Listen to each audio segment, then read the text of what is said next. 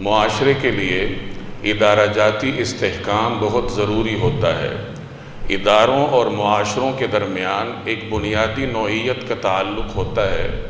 ایک اچھا معاشرہ اچھے ادارے کو تشکیل دیتا ہے۔ یہ جو ادارہ جاتی عدم استحکام ہے، اس نے ہمارے معاشرے کو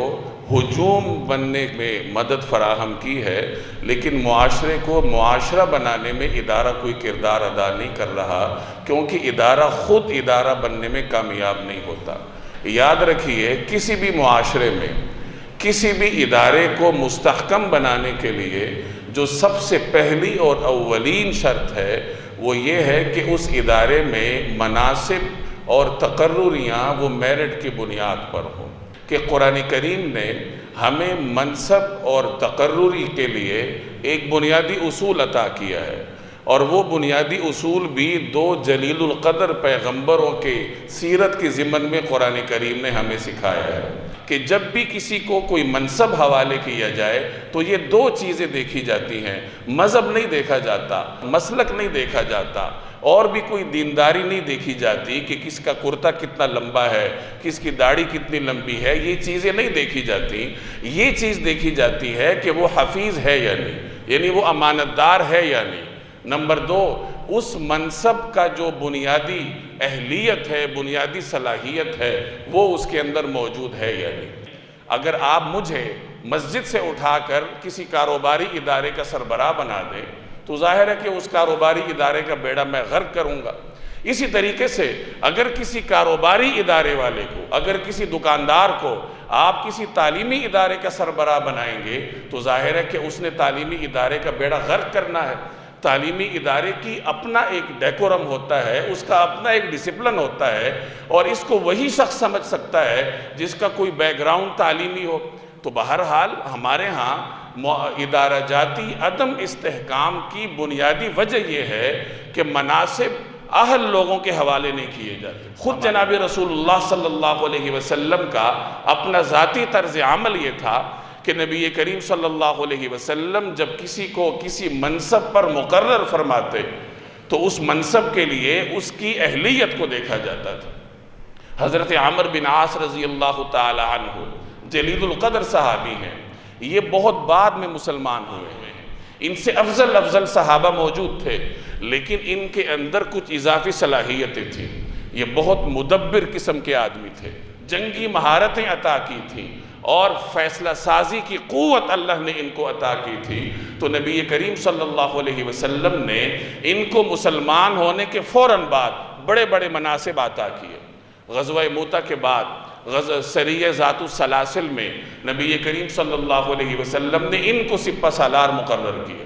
اب یہ اگرچہ بعد میں مسلمان ہوئے ہیں، ان سے قدیم الاسلام بزرگ صحابہ موجود تھے، لیکن نبی کریم صلی اللہ علیہ وسلم اور خلفائے راشدین ہمیشہ ان کو گورنر بناتے رہے ہیں، ان کے اندر سیادت کی صلاحیتوں کی وجہ سے۔ تو ادارہ جاتی عدم استحکام کی ایک جو بنیادی وجہ ہے ہمارے ملک میں، وہ یہی ہے کہ ہمارے ہاں مناصب میرٹ کی بنیاد پر تقسیم نہیں ہوتے، بلکہ عموماً سفارشوں کا کلچر ہے۔ اس کا نتیجہ یہ ہوتا ہے کہ پھر اس ادارے کا ستیہ ناس ہو جاتا ہے، اور اس ادارے کی ترقی رک جاتی ہے، زوال کی طرف گامزن ہوتا ہے۔ دوسری اہم وجہ یہ ہے کہ اداروں میں کام کرنے والے لوگ امانت اور دیانت کی صفت سے خالی ہوتے ہیں۔ اب آپ کو داڑھی والا مسلمان بھی مل جائے گا، کرتے والا مسلمان بھی مل جائے گا، حج کرنے والا بھی مل جائے گا، زکوٰۃ دینے والا بھی مل جائے گا، مولوی بھی مل جائے گا، حافظ قاری بھی مل جائے گا، لیکن امانت دار تلاش کرنے سے بھی آپ کو نہیں ملے گا۔ کوئی ایک آدھا آدمی ہوگا جو امانت اور دیانت کی صفت سے متصف ہو۔ یہ جناب رسول اللہ صلی اللہ علیہ وسلم کے اسی فرمان کا مفہوم ہے کہ لوگوں پر ایک زمانہ آئے گا کہ پھر تمہیں امانت دار تلاش کرنے سے بھی نہیں ملے گی۔ ایک روایت میں آپ نے فرمایا کہ ان قریب تم پر ایسے سال آئیں گے، سنوات خداعات، دھوکے بازی والے سال آئیں گے، جس میں سچے کو جھوٹا سمجھا جائے گا اور جھوٹے کو سچا سمجھا جائے گا، امانت دار کو خائن سمجھا جائے گا اور خائن کو امانت دار سمجھا جائے گا، اور تم میں سے رویبض گفتگو کریں گے۔ تو صحابہ نے پوچھا کہ یا رسول اللہ رویبض کیا ہوتا ہے؟ تو فرمایا کہ رویبضہ کا مطلب یہ ہے کہ لوگوں میں اچھی خصلتوں سے محروم شخص ہوگا، اب یوں کہہ لیجئے کہ کمینہ فطرت شخص ہوگا، وہ لوگوں کے عمومی معاملات میں گفتگو کرے گا۔ اب اس روایت کی روشنی میں ہم سب اپنے گرد و پیش اداروں کو دیکھیں، خود اپنے آپ کو دیکھیں، تو یہی صورتحال آپ کو نظر آئے گی کہ جو ادارے کا سربراہ ہوتا ہے یا کوئی وزیر ہوتا ہے یا کوئی ملک کا سربراہ ہوتا ہے، اسے کمینہ خصلت کچھ لوگوں نے گھیرا ہوتا ہے،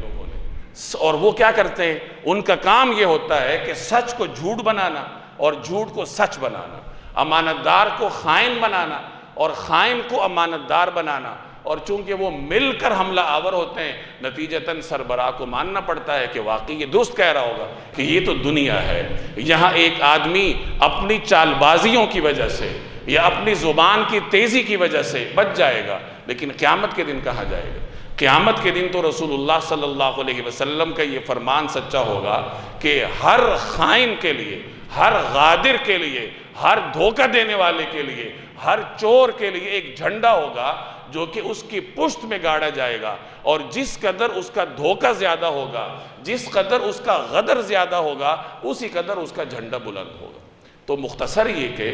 ہمارے اس معاشرے میں ادارہ جاتی عدم استحکام کے یہ دو بنیادی وجوہات ہیں کہ پہلے تو مناسب اہل لوگوں کے حوالے نہیں کیے جاتے، اور پھر جو اس ادارے کے عام کارکن ہوتے ہیں وہ امانت اور دیانت کی صفت سے خالی ہوتے ہیں، نتیجتاً ادارے عدم استحکام کی طرف جاتے ہیں، اور اس کا نتیجہ یہ ہے کہ ہمارے معاشرے میں دیانت اور امانت کی صفت آپ کو تلاش کرنے سے بھی نہیں ملے گی۔